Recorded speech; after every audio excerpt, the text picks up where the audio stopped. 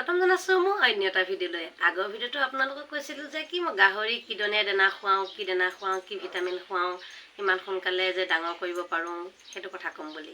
আহক এতিয়া ভিডিঅ'টো আৰম্ভ কৰোঁ। প্ৰথমতে হ'ল আপোনালোকে গাহৰিটো যেতিয়া এমাহ হৈ যাব, এমাহৰ পিছত আপোনালোকে গাহৰি কিনি আনিব, তেতিয়া খুৱাব এইটো পিক ষ্টেটাৰ, লেখা আছে নামটো পিক ষ্টেটাৰ। এইটো খুৱাব। এইটো যেতিয়া আপোনালোকৰ হ'ব কেজি হ'ব গাহৰিটো ৱেইট মানে 30 কেজি যেতিয়া হ'ব তেতিয়া আপোনালোকে এইটো খুৱাব নালাগে।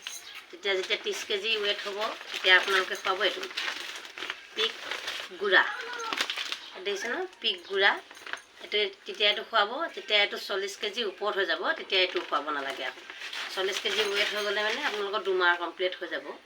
তাৰপিছতে গুড়া ফিনিচাৰ খুৱাব লাগে লাষ্ট সময়ত। এতিয়া মোক ফিনিচাৰ আনি থোৱা নাই বৰ্তমান ঘৰতে, মোক আগৰ অনা আছিলে, এইখিনি এতিয়া ক'ত আছে বিচাৰি পোৱা নাই। আকৌ যেতিয়া আনিম মই আকৌ আপোনালোকক ভিডিঅ' দিম বাৰু। তাৰপিছত মই ভিটামিন খুৱাওঁ এইটো চাইক্ল'ফ্লাৱাৰ ভিটামিন। এইটো ভিটামিন আপোনালোকে খুৱাব পাৰে। এইটো জুলীয়া হয় একেবাৰে। এটা গাহৰিক আধা চামুচকৈ দিব লাগে। এইটো জুলীয়া হয়, দেখিছেনে এনেকৈ জুলীয়া। এইটো আধা চামুচকৈ দিব লাগে এইটো খাবলৈ। তাৰপিছতে আপোনালোকে গাহৰি নিজেই প্ৰমাণ পাব যে কিমানটো খোৱালে মানে কিমান পৰিমাণত খোৱালে কিমান ধৰি লওক ডাঙৰ হ'ব, কিমান জলদি ডাঙৰ হ'ব। আপোনালোকে খোৱালে মানে তাৰ প্ৰমাণ পাই যাব মানে।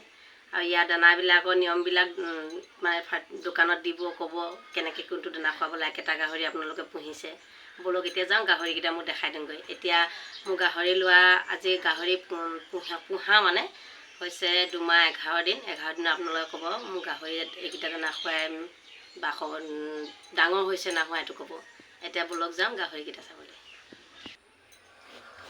এইকেইটা গাহৰি চাওক, 2 মাহ 11 দিন হৈছে।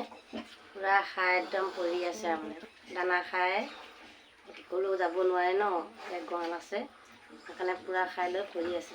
মোৰ এতিয়া 3টা গাহৰি আছে।